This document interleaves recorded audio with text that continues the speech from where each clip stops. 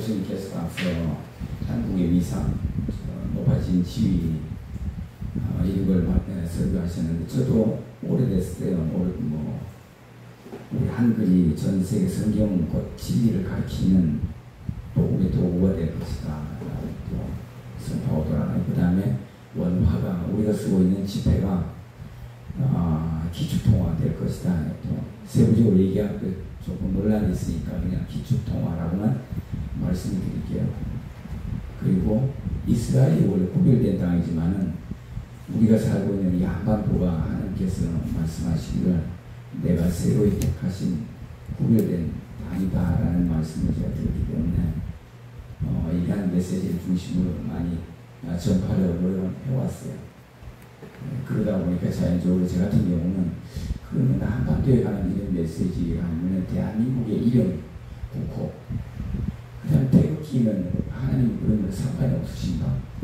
그런 무궁한 상관이 없으신가? 이러다 보니까 자연적으로 성경 속에서 찾게 되고 말씀 속에서 무궁화라는 말씀이 존재를 하고 있고 또 한국이라는 나라 이름이 존재를 하고 있고 또 이 여러가지 이스라엘 역사 속에서 경륜의 비밀로 창세전의 비밀로 감추어진 사실을 자꾸 드러내 주시는 걸 깨닫다가 보니까 태극기에 관한 일이나 무궁화에 관한 일이나 애국가에 관한 일이나 모든 것이 제게는 새로워졌고 그러다 보니까 한국 교회가 과연 그러면서 어떠한 위치에 있는지 이렇게 생각을 하다 보니까 예루살렘에서 시작한 유대인들로 말미암는 구원의 복음의 시작이라면은 복음의 마침은 그럼 어디서 시작될 건가라는 의문을 자꾸 품게 되고 하나님 앞에 자꾸 사모하고 들여다 보니까 장칼빈이 장로교의 아버지라고 이끌음을 받는 존 칼빈이 복음의 선두주자는 이스라엘이지만은 복음의 마지막 주자는 저 극동이 있다, 동방이 있다라는 것만 유언으로 남겨놓았다고 해요. 그리고 특별히 루돌프 슈타이너 같은 경우는 우리나라에 보면 발도르프 대안학교를 세운 창시자가 독일계 쪽에서 많이 활동을 했죠. 유럽에서 보면 인지학의 창시자인데 이 양반도 하는 그 당시에 보면 남한 유언이 예수님 오심으로 말미암아 지중해 이스라엘에 대전환기 시대가 있었다면은 BC와 AD로 넘어가잖아요. 그래서 아담의 창조 때부터 예수 그리스도 오시기까지 4,000년에서 예수 그리스도 오신 이후로 오늘 2024년이 됐는데 이 BC와 AD로 넘어가는 시점은 하나님의 관점에서 바라볼 때는 역사적인 대전환기죠. 아주 큰 해를 얻는 그런 시기이기 때문에 역사학자들 입장에서 보면은 여러 가지 역사의 연도나 어떤 역사적 사건을 기록할 때 절대적 기준으로 삼지 않습니다. 예수를 믿으나 안 믿으나 비포 크라이스트 안 도미니.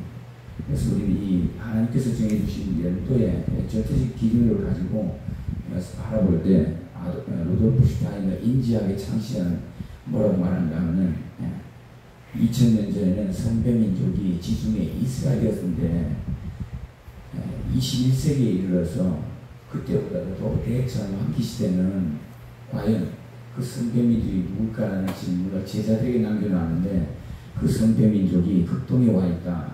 제자들에게 말하기를 너희는 그 민족을 찾아서 독도록 어떤 도권에 갈 때는 경배하라라고 되어 있는데 이런 말씀을 볼 때 저 같은 경우는 그래서 마태복음 2장에도 그렇고 이걸 보면은 그럼 하나님 동방박사 세 사람이 실제로 동방이라만 언질만 돼 있는데 과연 어디서 왔는지 이것이 너무 궁금합니다. 계속 사모하는 거죠. 그래요.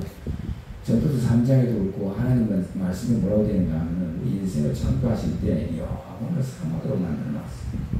우리 마음이 영생에 대해서 많은 설교를 하시지만은 영혼을 삼아도 구조적으로 하나님께서 마음을 만드셨기 때문에 제 같은 경우는 영혼을 사모한다면 결국 누굽니까? 영생의 증거로 오시니까 예수님이시니까 예수 그리스도에 오시고는 이미 이루어졌으니까 그렇지만 다시 오시고 라고에 대한 말씀을 집중적으로 사모하게 되더라고요. 왜요? 알파는 있는데 오메가는 없잖아요. 그래서 오메가에 대한 부분에 찾다가 보니까 하나님께서 왜 멜기세덱에 대해서는 더 어렵고 교회에서 멜기세덱에 관한 것은 왜 설교를 안 하는지 그 부분에 대해서 중점적으로 하나님 앞에 사모하되 하나님 신약성경에 보면 이 말씀이 있잖아요. 사람의 가르친 말을 하지 아니하고 성령께서 스승이 되셔서 친히 가르치는 단계가 오죠. 그래서 저를 지도하는 목사님 같은 경우도 이래요. 내가 받은 달란트는 여기까지라 회중설교예요. 회중설교. 살아계실 때 내가 받은 달란트, 내게 주신 하나님의 능력은 양떼들 이끌 때 영적으로 여기까지나 그 이상은 성령께 인도하시는 거예요. 그래서 이분은 얼마나 겸손하시는가 하면 내가 받은 달란트 이상 넘어가면서 내가 욕심으로 월권이라고. 그래서 매사에 보면 아버지 앞으로 계속 인도해요. 계속 예수님께 인도하시고, 그 다음에 어떤 것을 초월하려면 내가 받은 건 여기까지다. 네가 기도하라. 기도하면은 나를 지도하시는 성령께서 너에게 지도하지 아니하시겠느냐라고 매사에 영적 세계로 깊은 데서 집어넣어요. 근데 가만 나중에 살펴보면은 그 모르는 분이 어떻게 기도해서 응답받아보면 설명을 해주시냐. 영적으로 풀어주시는 거죠. 그래서 영적 지도자에 대한 개념이 그때 제가 생겼죠. 아, 하나님, 제가 만약에 누가 꿈을 꾸고 와서 그 꿈에 대한 해석을 구하면 바로가 요셉에게 구했고 느부갓네살 왕이 다니엘에게 구했는데 우리는 일상적으로 대중 가운데 양들 가운데 꿈을 꾸는 사람이 많습니다. 그런데 그 양들이 성령께서 주신 꿈을 꾸고 하는데 영적 꿈이고 영몽이라고 하잖아요. 마태복음 1장에는 현몽하여 가라사대 그러는데 현몽이라고 하기도 하고 우리는 영적으로 꿈을 꾸기 때문에 영몽이라고 그러죠. 그러면 성경에 기록하신 대로 성령께서 친히 교회 성도에게 꿈을 주셨단 말이죠.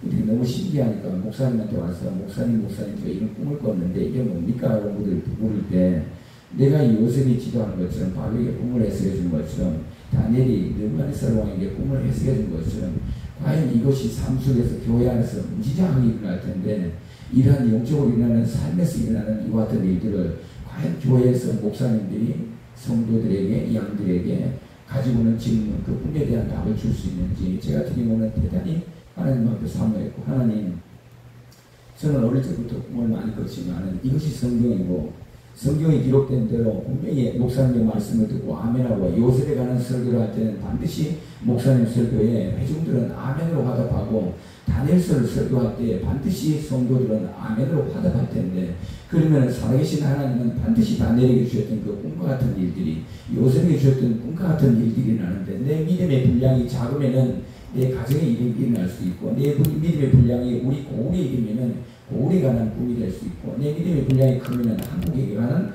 한국의 미래에 관한 꿈이 될 수 있고 내 믿음의 분량이 크면은 말 그대로 세계적으로 오늘날 전체적인 국제적인 관계에 관한 꿈을 하나님께서 주시게 되어요.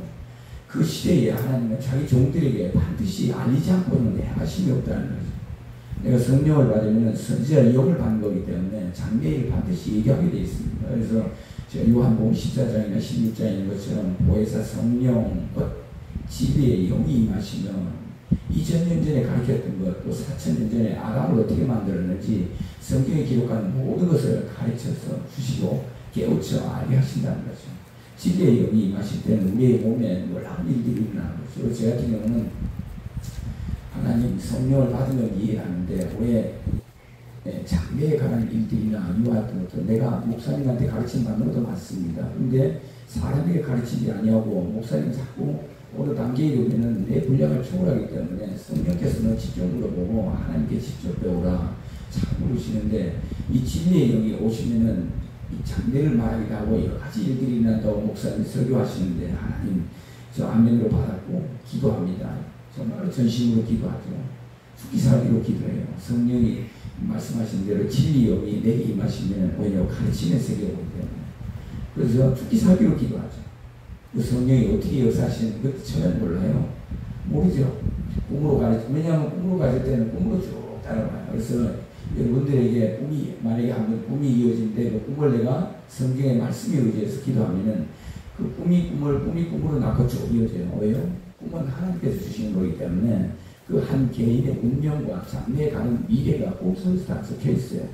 요셉은 11세의 꿈을 2번 꾸고 탈리움을 받지만 그러나 자기 온 가족 아버지의 식솔교 70명을 온전히 고센 땅으로 천하에 기근이 드는 걸 하나님께서 아시고 7년 흉년이 드는 것을 하나님께서 아시고 요셉을 미리 앞서 보냈는데 그 꿈 속에 자기 아버지 야곱을 비롯해서 70명의 가족을 전부 가뭄에서 극심한 가뭄이죠. 그 기근에서 살리는 놀라운 기적이 일어나잖아요. 근데 이런 꿈을 우리는 성경의 꿈이 놀라운 가족 전체를 모여 사는 꿈이 있는데 꿈에 대해서 그토록 중요하게 가르치느냐? 제가 볼 때는 안 가르친 것 같아요.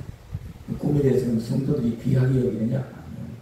교회장에서 수많은 꿈을 꾸지만은 내 운명이 꿈속에 있다는 것을 성경 말씀에 비추어서 요셉의 운명이 꿈속에 있었고 다니엘의 운명이 꿈속에 있었던 것처럼 왜요? 다니엘의 시대에 느부갓네살 왕이 신상의 꿈을 꾸었고 그 다음에 다니엘서 7장에 내 짐승에 관한 꿈을 꾼 것은 다니엘은 이미 세계적인 꿈을 꾸잖아요. 왜요? 기도의 그릇이 맞는 거예요. 내가 하나님께서 훈련시키면 기도의 분량, 하늘의 분깃이 그때 맺어져요. 내가 기도를 주고 기도하면 내가 정체성을 어떻게 합니까? 여러분 모릅니다. 여러분들께서 하나님께서는 금그릇 주인의 집에는 은그릇 또는 새 그릇이나 나무 그릇이나 진 그릇을 만드시는데 여러분 생각해 보세요. 여러분들은 흙이기 때문에 흙이 토기장의 손에 만드시는 대로 뜻대로 그냥 내가 다 죽었습니다 하고 십자가를 못 박은 존재로 내가 그냥 빚으신 대로 쓰임 받으면 하나님은 그 마음을 보시고 원하는 대로 빚어요. 육체의 중심을 보시고. 왜? 실제 성령을 받는다는 얘기는 제가 40살에 여러 가지 특별한 일이 났지만 때로는 어떤 분이 50대에 성령을 받고 거듭나게 될 수도 있고 그럼 성령을 받는 것은 새로 빚으시는 과정이잖아요. 토기장이라고 이사야서도 말씀하시길 나는 토기장이라 지금까지 살던 육신의 세계를 깨버리는 거죠. 예, 토기장은 내가 옹기를 굽다가 가마솥에 꺼내보고는 마음에 안 들면 그 자리에서 망치가지고 그냥 요요시 깨버리잖아요. 예, 우리가 실제 하나님께 뜻이 맞으면 내가 예수를 믿겠다 하는 그 순간에 지금까지 살아온 육신의 비뚤어진 그릇들 그 뭐냐 우상의 제물로서 쓰임받던 내 몸 우상 앞에 음행하게 우상 앞에 가서 절하던 그러한 몸을 여절시 깨버리는 거죠. 왜요? 토기장이시니까 깨고 난 다음에 새로 빚으시잖아요. 그래서 기도하는 과정에 어떤 이는 기도하다가 성경에 기록된 데 사도들이 예수님을 3년 동안 따라다닌 것처럼 3년 동안 제대로 기도의 세계를 걸어가서 넘어갈 때에 그때 결정이 나요. 실제 보면은 7명의 제자를 먼저 부르시고 12명의 제자를 부르시고 70명의 제자를 부르시고 그 다음에 이제 이어서 사도행전 2장에 오순절 날에 120문도라고 500명 중에 120문도가 머물러 있고 다시 이제 3,000명의 제자들이 만들어지고 5,000명의 제자들이 만들어지고 사도행전 21장에는 율법에 열심히 있는 예수 그리스도를 믿는 수많은 성도가 있다 그러잖아요. 그래서 사도행전에 기록된 그 말씀을 비춰볼 때 우리의 모습이 언제 어느 때에 부르심을 받고 어떤 훈련을 받느냐에 따라서 여러분들의 그릇이 하나님 앞에 결정이 됩니다. 이게 영적 세계예요. 그래서 어떤 이는 이 세계를 제대로 알면 성경은 이미 캐논이기 때문에 다 정해져 있어요. 사도 베드로도 보면 신약 성경에 하루에 3번 기도하잖아요. 다니엘이 하루에 3번 기도해요. 여러분 성경 말씀을 의지해서 예수님을 따라가신다면 예수님은 성경에 기록된 대로 하루에 3번씩 기도하세요. 30, 60, 90. 그래서 3시에 십자가에 못 박히시고 9시에 극암이 임하고 오후에 12시에 60, 30, 69시 9시에 오후 3시에 운명하시죠. 이게 전부 다 기도 시간에 맞춰서 다 일어나잖아요. 그래서 제가 드리는 말씀은 많은 분은 제가 만나지는 못했지만 기도할 때 하늘의 분깃이 내가 얼마인지 그때 결정이 돼요. 그래서 자기 분깃을 다 알고 가는 거죠. 실제 왜요? 장래의 하나님이시고 예정의 하나님이시잖아요. 그러면은 모든 예정 가운데 우리를 치유시기 때문에 내 그릇이 정해져 있어. 근데 중간에 가다 불순종이나 내가 거역을 하게 되면 쓰기가 어렵잖아요. 그래서 때로는 사울과 같이 빼앗기기도 하고 왕권을 이와 같은 일들이 일어나는데 때로는 아담이 실제 천년의 삶이 보장이 되었다면 범죄함으로 인해서 제가 기억하고 하나님 감동받는 70세가 돼가지고 에덴 동산에 쫓겨나버리고 130세에 세세를 하고 이런 과정이지. 그래서 제가 드리는 말씀은 하늘의 분깃이 기도하는 중에 다 맺어지고 내 자신이 누군가를 그때 알아요. 그래서 기도 세계에서 하나님 제가 이 땅에서 기업을 하다가 올라가야 합니까? 장로잖아요. 주로 일반 평신도의 최고직분은 장로고 내가 장로로서의 기업가로서, 사회 기업가로서, 아니면 정치 지도자로서의 사자가 합니까? 아니면 제사장으로서 또는 목사님처럼 사자가 합니까? 내 분깃이 정해져 있어요. 근데 그걸 언제 빨리 찾으면 그 한 인생의 무엇이면 하나님의 영광을 보죠. 그래서 요셉이 17세에, 다윗이 16세에, 10대 때에 다 하나님의 영광을 보고 약속과 예정 가운데 자기를 발견한 사람들은 멋진 인생을 살잖아요. 그래서 제가 이 영적 세계에 들어가다 보니까 하나님, 제가 10대에 다 놓쳐버리고 40대 들어와서 외치고 부르짖고 산에서 예수님의 그 산, 흔적을 쫓아서 기도에 매달리고, 왜요? 성경을 이루어야 되니까요. 하나님은 예수님께서 말씀하시고 보면 내게 대하여 기록하신 말씀을 내가 이루어 왔다라고 말씀하시나요? 그러면은 예수님을 따라가신다면 내가 예수님이 행한 것처럼 그 일을 행하면 반드시 예수 그리스도로 말미암는 축복이 그들을 맺어줘요. 아브라함이 이삭을 독자 이삭을 바쳤다고 말씀하신 것처럼 그 아브라함의 말씀이 선포될 때 내가 아멘 하면 그 가정에 반드시 아브라함에 관한 어떤 언약이 체결이 됩니다. 그게 살아계신 하나님의 언약의 하나님이죠. 근데 중요한 것은 지금 시대적으로 너무 오늘 목사님 말씀하셨지만은 대한민국의 그 어떤 지위, 격상된 대한민국의 무슨 여권의 파워, 이 얼마나 놀랍습니다. 제가 돌아다니면서 마이크 잡고 얘기하거나 아니면 주로 다니면서 얘기하는 청년들은 대학생들 주로 많이 만나는데 개인적으로 많이 만나요. 이런 얘기도 많이 해요. 그래서 네가 살고 있는 대한민국이 약속의 땅이고 구별된 땅이고 원화가 기축통화되며 한글이 전 세계 성경을 가리키는 진리에 다 하나님의 도구가 된다. 왜요? 헬라 아리스토텔레스나 우리 철학에 대해서 많이 얘기하지만은 바사 제국이 끝나고 난 다음에 이어서 되는 게 헬라 제국이잖아요. 철학이 가장 명성하게 일어났던 데가 헬라 시대인데 그때에 헬라어가 전 세계를 제패하잖아요. 전 세계를 제패했는데 안타깝게도 히브리 사고를 다 없애버리는 게 헬라 철학 사상이죠. 그래서 교회에서 철학을 조금 띄워서 이해를 한다는 것은 조금 곤란한 부분이 있을 수 있죠. 그 다음에 이어서 이제 로마 제국을 라틴어가 전 세계를 완전 제패하는데 언어잖아요. 그 다음에 이어서 독일이 프랑스가 전 세계를 제패하는 시대가 있잖아요. 근데 2차 세계대전이 1차 세계대전이 끝나고 난 다음에 영국의 영어가 그 지위를 대체하죠. 그리고 해가 지지 않는 나라 영연방을 이루는 영국의 대영 제국이 건설되죠. 그게 끝나고 2차 세계대전이 끝나면요 어떻게 되죠? 이게 중요한 얘기예요. 2차 세계대전이 끝나면 미국의 영어가 전 세계를 제패하잖아요. 슈퍼파워, 초강대국이라는 나라가 존재하는데 여러 가지 미국으로 말미암아 우리 조선이 대한제국이 식민지로 있을 때 일어나는 일들, 이승만과 국제적인 정치에 관해서 연결하면 우리 한국이 얼마나 성경적으로 하나님께서 위대하게 성경을 바탕으로 66권 바탕으로 대한민국을 세워왔는지 눈물 흘리지 않고는 하나님의 역사를 볼 수 있을 거예요. 그러나 안타깝게도 지금 8월 15일 이승만 정부를 부정하는 것이 오늘날 정권을 잡은 국회의원들의 모습이죠. 왜요? 헌법을 바꾸려고 하니까 현재까지 9차의 헌법이 개정이 이루어졌고 마지막 지금 10차 헌법 개정을 하고자 국회가 여러 가지 보니까 싸움을 하고 아주 난투극을 벌이는 이 같은 모습이죠. 여러분 10차 개정이 일어나면 제가 지금 생각할 때 대단히 위험한 게 총칼함을 안 써보고 김일성이 바라는 남조선 공사이며 모택동이 바라는 공산당 연방이 유엔 미래 연구 보고서에 기록된 것 같이 여러분 대한민국은 한순간에 공산화 체제가 바뀌어요.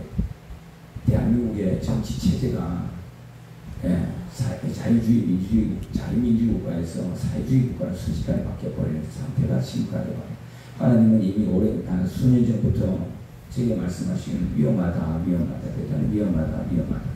요즘은 안토니오 그람시의 진지전이라든가 이런 것을 주로 바라볼 때 안토니오 그람시도 로마 사람이죠.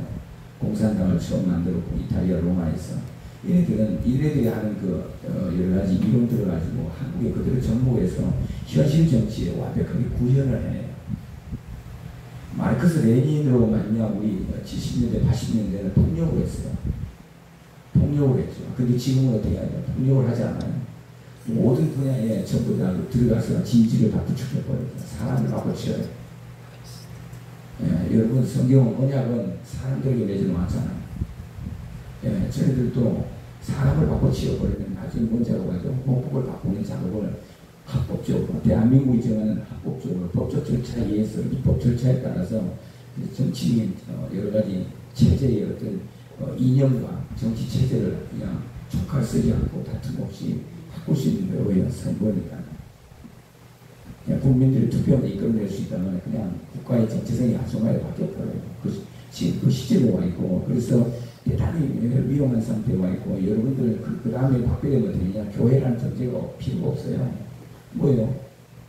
공산화 돼버리는데 교회가 뭐죠? 그때는 정말 피흘리까지 싸우는, 내가 변호할 때 싸우지 않고, 내가 싸울 만한 때 싸우지 않고, 이 법으로 다 바꿔놓고 상상한테 그걸 돌린다면 여러분들 그만큼 피해 대가를 요구해 되지 않나. 저는 마음이 아프죠. 마음이 찢어져요. 네. 이러한 현실 정치에 돌아가는 것을 오히려 다시 말씀드릴게요. 왜 이스라엘 나라의 사무엘서, 열왕기서와 역대기서를 여러분들이 가르치고 설교하실 때, 나는 물론 하나님의 역사지만 제가 비유로 말씀하신 거, 왜냐하면 쇼킹하고 좀 쇼크를 드리려고. 왜요? 사무엘서와 열왕기서와 역대기서는 이스라엘 나라, 남의 나라 역사잖아요. 남의 나라 왕들은 왜 아주 너무나 세밀하게 설교를 하시면서 자기 나라 정치, 자기 나라 대통령, 자기 나라 왕들에 대해서는 침묵하냐는 거죠. 그러면 결국은 대한민국의 역사가 하나님하고 무관하게 되잖아요. 왜요? 삼국시대에 예수님께서 부활사건, 십자가 사건이 일어나는데 그 이후에 일어나는 사건, 임진왜란의 명량해전, 이거 모르실까요? 예. 전하, 선조에게 이순신이 외친 고백이잖아요. 전하, 신에게는 아직 12척의 배가 있습니다. 그게 화엄 광장의 이순신 장군과 세종대왕의 모습. 저는 이 모든 것들이 징조와 사인을 쭉 받다 보니까 하나님 곳곳에 성경 말씀이 되어 있고, 곳곳에 하나님은 부인 못할 정도로 성경의 말씀으로 구조물들을 만들어 놓으셨나이다. GS25C, 세븐일레븐, 또 무지개 세탁소, 우리 한국에서 너무나 히트치는 간판 이름들이 전부 성경에 있잖아요. 색동적으로 무분화, 이 모든 것들을 쭉 볼 때 저는 너무나 여러분들이 살고 있는 대한민국에 과연 한국이 성경 속에 어떠한 위치에 있는지, 한국의 교회를 하나님께서 마지막에 전 세계 교회들이 다 쓰러졌는데, 그래도 이 인권법, 차별금지법에서 이게 동성애 결혼이나 이런 것들을, 이 법이 마지막으로 한국에서 전 세계 약한 자들이, 악한 세력들이 한국에 와서 걸려있단 말이에요. 왜요? 한국 교회만 이 법을 통과시켜버리면 전 세계 다 끝나버려요, 게임. 유일하게 버티고 있는 게 이 돌파를 마귀의 입장에서. 마귀들의 사단의 입장에서 유일하게 돌파하지 못하고 지금 이 보복되고 헤매고 있는 것이 한국이죠. 한국 교회가 만약에 차별금지법, 인권법이 통과되어 버리면 미국이나 영국의 자유주의, 호주, 캐나다 이 나라처럼 교회가 이미 완전히 타락의 길로 간 것처럼 한국도 완전히 무너지는 거죠. 그래서 한국이 왜 이렇게 혼란스럽고 왜 이렇게 나라가 어지러워 버리냐? 왜? 여러분들이 마지막 보루자, 한국 교회가 마지막 보루예요. 이거 무너뜨리면은 끝나는 거죠. 바벨론 제국으로서 한국 교회를 무너뜨리면 그것으로 자기들이 원하는 대로 영적 바벨론 제국을 건설한다는 게 요한계시록 17장, 음녀가 건설하고 사는 18장, 영적 근성 바벨론 제국이잖아요. 저들은 자기들이 원하는 제국을 건설하기 위해서 지금도 쉼없이 노력하고 있고, 그러나 우리 개신교회에서는 계시록에 대해서 좀 가르치지만 전폭적으로 가르치고 무장시키고 훈련시키지 않다 보니까 저 그리스도들이 하는 지금 영적 바벨론 제국을 건설한 이 과정에 눈을 뜨지 못하는 상태가 되죠. 그래서 이 부분이 좀 많이 안타깝고, 그러면 중요한 것은 무슨 말씀이냐? 하나님의 관점에서 가끔 말씀드리지만 창세기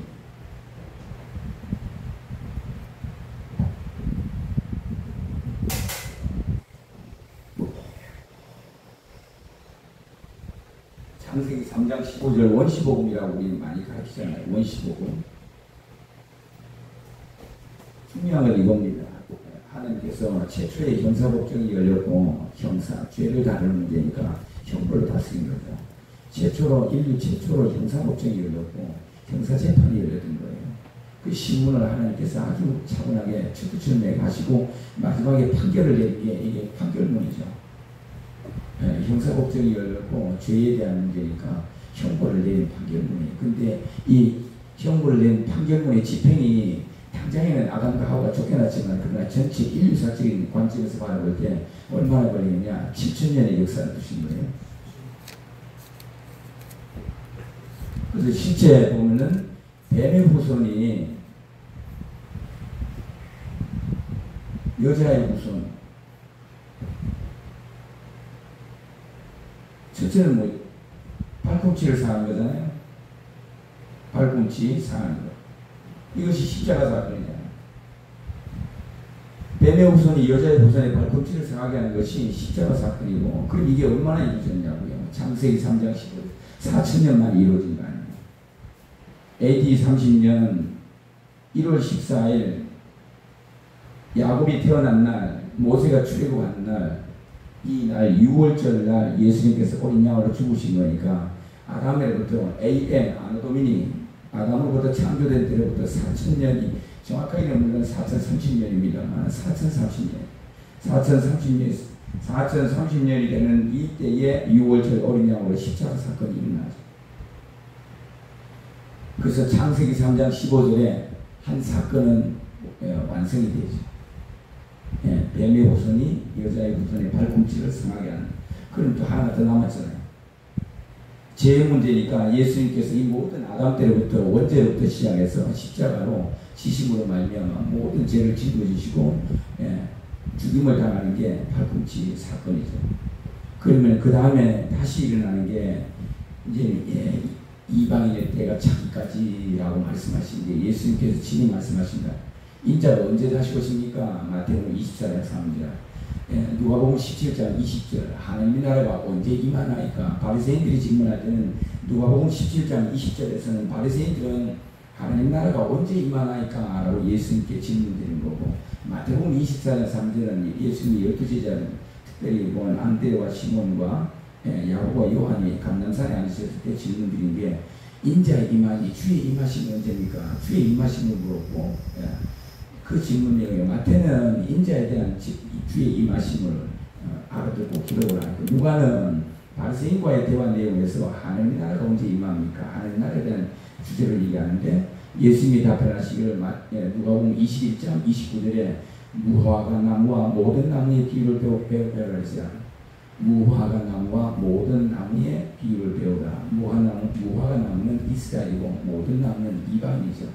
그래서 누가복음 21장 20절에는 다니엘서 9장 26절에 장차 한 왕의 백성이 와서 예루살렘성을 에워싸거니와, 다니엘서 9장 26절이죠. AD 70년 아부월 9일날 정확하게 스룹바벨 성전 10년 동안 증축한 헤롯 성전이 붕괴되죠. 그러고 난 다음에 예수님이 다시 누가복음 22장 25절에 1월 성신의 징조가 있겠고, 24절에 누가복음 21장 24절에 뭐라 그러죠? 이방인의 때가 차기까지 예루살렘이 짓밟히리라. 그런데 이방인의 때가 어디 있냐고. 예수님은 구약성경에 어딘가 있을까요? 예수님이 하신 말씀은 전체 구약성경에서 인용하신 말씀이기 때문에 반드시 예수님이 이방인의 때가 차기까지, 로마서 11장 25절에 또 사도 바울이 이방인의 때가 차기까지, 이방인의 수가 차기까지, 다시 요한계시록 6장 9절에서 11절에 이방인의 수가 차기까지. 근데 이방인의 때가 차는 것은 언제까요? 요한계시록 11장 15절에 마지막 7번째 나팔이 울려 퍼짐으로 세상 나라가 우리 하나님과 그의 그리스도의 나라가 되고 소유권이 바뀌는 거죠. 그리고 난 다음에 계시록 11장 17절에 뭐라고 그래요? 예수님이 시제를 세 개를, 요한계시록에 보면 과거, 현재, 미래 시제를 세 개를 사용하시는데, 요한계시록 11장 17절에 뭐라고 하면 전에도 계셨고 지금도 계신 주께서 왕노릇 하신다는 거죠. 무슨 말이죠? 7번째 나팔을 울려 퍼지면은 예수님께서 이 땅에 계시는데, 아까 주 교수님께서 말씀하신 것처럼 임마누엘이 언제 이루어지나요? 마리아에게 잉태될 때 임마누엘이 이미 말씀이 이루어졌고, 예수님께서 제자들과 또 다른 무리들과 함께 계시기 때문에 임마누엘이라는 이사야서 7장 14절 징조에 대한, 임마누엘에 대한 말씀은 성취가 됐지만, 그러나 다시 보좌우편에 앉으셨다가 다시 오실 때 그때 또 임마누엘이잖아요. 우리 안에 성령을 보내주셔서 예수의 영이, 하나님의 영이 우리한테 임하는 건 맞지만, 그러나 성경적으로 바라볼 때 예수님께서 다시 몸을 가지고 이 땅에 다시 온다는 말씀이 계시는 거니까, 그럼 초림 예수 볼 때 임마누엘로서 우리에게 함께 계신 건 맞잖아요. 그럼 죄인 예수로서 말미암아 우리와 다시 함께 하신다는 얘기는 뭐죠? 임마누엘 2죠. 임마누엘 원은 예수로서 그 이름을 가지고 이스라엘 땅에 베들레헴에서 나셨지만은 그러나 임마누엘 2는 제 이름이잖아요. 그래서 성경에는 전체 해가 하루에 나를 가지고 동쪽에서 해가 떠서 서쪽으로 지는 것처럼 예루살렘을 중심으로 바라볼 때 모든 모세와 성막과 솔로몬의 성전 모든 것을 바라보면 또 해문할 때도 그렇고 전부 다 동쪽에 대한 어떤 개념을 확실히 둬요. 성경 질서가 완벽합니다. 왜 그럴까요? 에스겔서 43장에도 보면 그랬죠. 여호와의 영광이 동쪽에서 와요. 그 다음 이사야서 전체에 바라보면 70년 포로 기간 끝나고 나면은 이 유대인들을 죄에서 자유케 애굽에서 죄에서 자유하기 위해서 모세를 보내시고 또 바벨론 제국에 70년 동안 노예를 있을 때 이 죄에서 자유케 하는데 이런 누구를 보내셨나요? 이사야서 45장 1절에 고레스를 준비하셨다가 정확히 153년이 되는 그때에 고레스로 말미암아 죄에서 바벨론에서 구원해내시고 예루살렘으로 들어와 스룹바벨과 여호수아로 성전을 중건하게 하죠. 제2성전. 그래서 우리는 예수님께서 누가복음 21장 24절에 이방인의 때가 차기까지라고 말씀하실 때 당신 자신이 구약성경에 어딘가는 말씀이 인용을 했을 거고 그 다음에 제자들의 질문을 따라서 이방인의 때가 차기까지라고 했어요. 그러면 뭐죠? 이방인의 때가 차면은 내가 그때 다시 오마 이 뜻이잖아요. 네. 예루살렘이 군대들이 에워싸는 것을 보거든 누가복음 21장 20절에 있잖아요. 예루살렘이 군대들에게 에워싸는 것을 보거든 다니엘서 9장 26절의 말씀이 성취되는 거고요. AD 70년에 성취되는 건데 그런데 예루살렘이 로마 티투스 장군에 의해서 AD 70년 아부월 9일날에 무너지고 나면은 그 로마에 이방인들에게 짓밟히는 거잖아요. 예루살렘 성전이 완전히 짓밟혀버리는 거예요.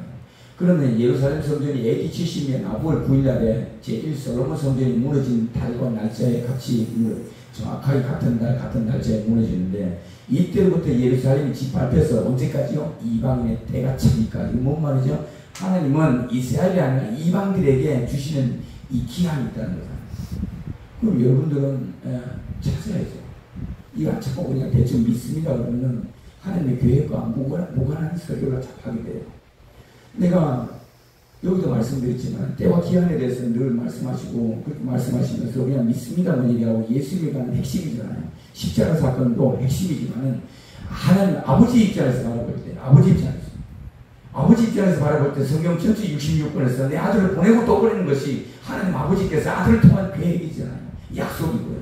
그 약속이 어디에 있냐는 거죠. 아들은 뭐란가 하면 내 아버지의 기록하신 말씀대로 내가 왔다 하고 고백을 하면은 아들 예수 그리스도는 초림 때에 보면은 분명히 구약성경에 기록된 대로 와 있고 그 다시 오겠다는 말씀을 하시는데 그럼 뭔 말이죠? 구약성경에 기록된 대로 아버지의 계획대로 아버지 입장에서 보면 아들을 보내는데 우리 죄를 위해서 십자가 사건을 다시 아들을 보내시는데 뭐죠? 왕으로서 대심판을 베풀어 오시는 게 하나님 아버지 입장에서 볼 때 두 번을 보내신 거죠. 한 번은 대제사장으로 선지자로 한 번은 왕으로 보낸 거죠.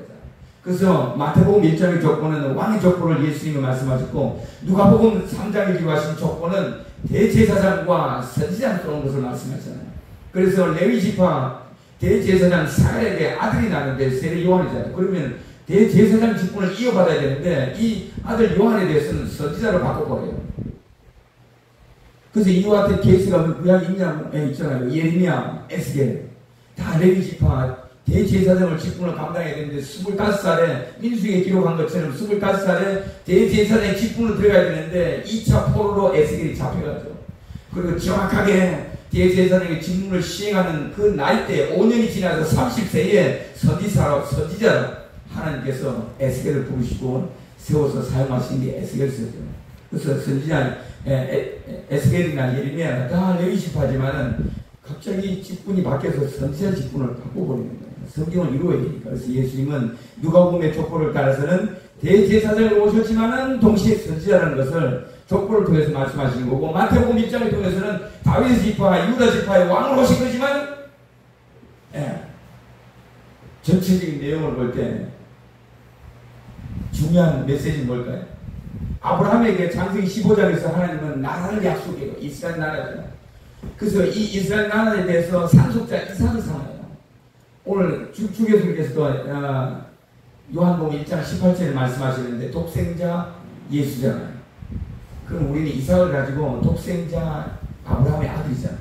똑같아요. 그러면은 아브라함에게 땅과 백성과 땅을 소유로 나라를 주셨는데 그 상속자를 누가 주는가 하면 독자 이삭, 하나님의 거룩한 씨로 주신 거 아니에요.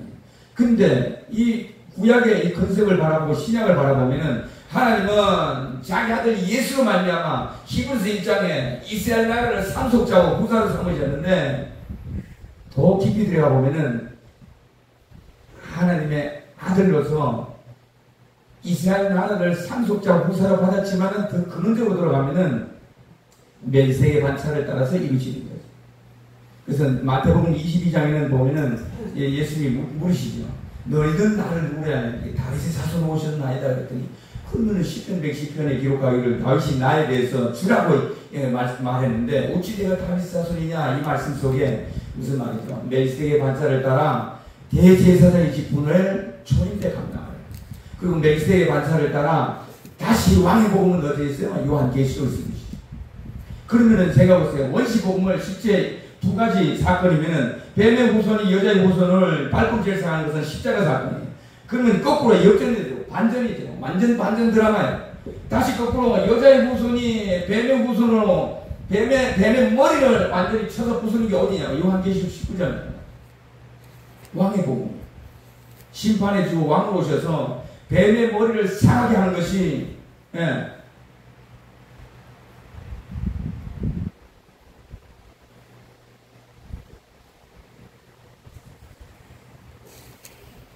이게 이루어져야 창세기 3장 15절의 말씀이 완성이 돼요. 네. 충격이죠. 이게 얼마 만이에요? 2000년 만에 이루어지는 거예요. 그러면 보세요. 아담이 만들어질 때 4000년에 AD 30년에 십자가 사건이 이루어지고 다시 2000년이 이루는 오늘날 2024년이잖아요. 다시 2000년이 이루는 지점에 뭐가 돼요? 예수님께서 다시 오시는 시점이죠. 타임라인, 라스트 타임이죠. 마지막 때예요. 그러면은 왜 7000년이 되냐? 2000년, 4000년, 2000년 다 지나갔어요. 6000년 다 지나갔잖아요. 지금 시작되는 것은 7000년의 시대예요. 메시아 시대.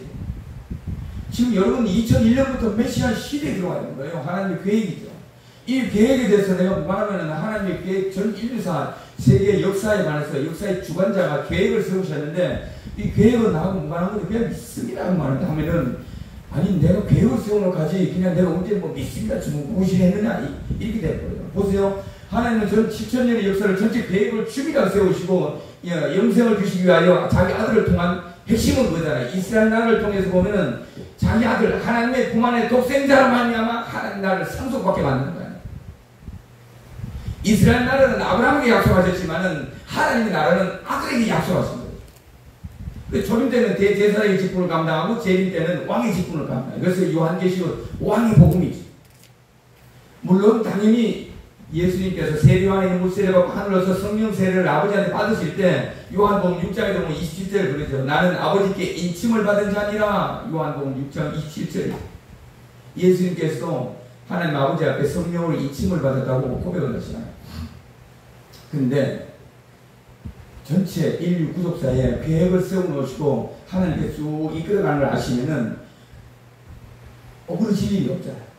왜요? 정확한 계획과 뜻을 알기 때문에. 그런데 계획과 뜻은 째켜놓고 믿습니다. 십자가를 믿습니다. 이러면은 나는 뭐 계획도 없이 하는 것처럼 어떻게 이러면 난감하죠. 그래서 하나님은 얼마나 철두철미 하신지 계획을 세우고 가신 게 성경 속에 명확하게 있다는 거예요. 그래서 전도서 3장 제 같은 경우는 1절 범사의 기한이 있고 목적을 이룰 때가 있다. 이 말씀에 어느 날 감동이 돼서 하나님 예수님이 말씀하신 이 말씀은 반드시 구약에 답이 있습니다. 내가 못 찾으면 못 찾았지. 하나님은 계획을 완벽하게 세워놓으시고 때가 되니까 정확하게 맞춰가십니다. 그 모든 말씀을 맞춰가는데 보세요. 뱀의 머리를 상하는 것이 오늘날 이 시대라고 합니다. 그래서 2024년, 2025년에 대해서 하나님은 신원하시는 해라고 해요. 너무나 충격적인 일들이 많이 일어나요. 많이 일어나요. 노아 때와 로스 때와 같은 일들이 줄줄이 일어나요. 점점 갈수록 제가 다시 말씀드립니다. 어느 교회 목사님들 간에 지금 대한민국의 어떤 여러 가지 또 물론 그렇죠. 우리는 하나님 나라의 소망을 주니까 기쁜 소식을 전하는 건 맞지만 그러나 환란이 오는 것은 분명히 전해줘야죠. 왜요? 환란을 통해서 싸워 이기라 그랬더니 그거 절대는 없어. 환란 없어. 뭐 없어. 다 해버리면은 어떻게 대비를 하고 훈련을 하냐고요. 아무것도 대비 안 하죠. 그건 완전히 무장 해제시키는 것과 똑같아요. 왕은 와서 심판해주고 왕으로 오신 건 모두 싸우고 오신 거잖아요.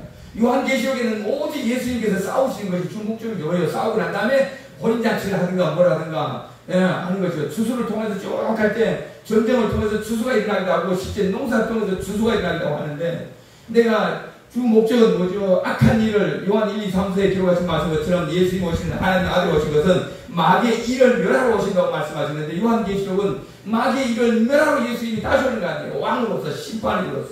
그럼 뭐죠? 요한계시록의 말씀으로 무장이 안 되면은 내가 완전히 사단의 밥이 될 수밖에 없죠.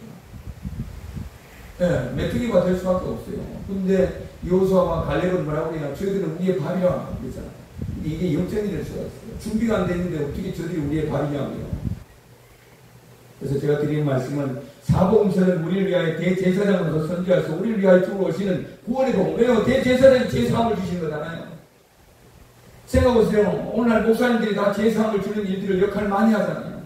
설교하시다가 보면 내가 은과 금은 없을지라도 주 예수 이름으로 내게 있는 것, 곧 주 예수 이름으로 제사함을 받으라. 이거 설교 한 번씩 하잖아요.